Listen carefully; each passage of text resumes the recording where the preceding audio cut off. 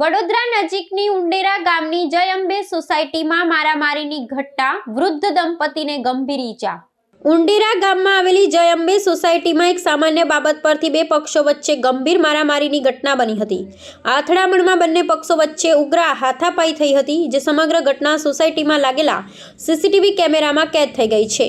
આ મારામારીની ઘટનામાં એક વૃદ્ધ દંપતી વૃદ્ધ અને વૃદ્ધાને ગંભીર ઈજાઓ પહોંચી હતી। હાથાપાઈ દરમિયાન તેઓ જમીન પર પટકાયા હતા, જેના કારણે તેમને ઈજા પહોંચી હતી।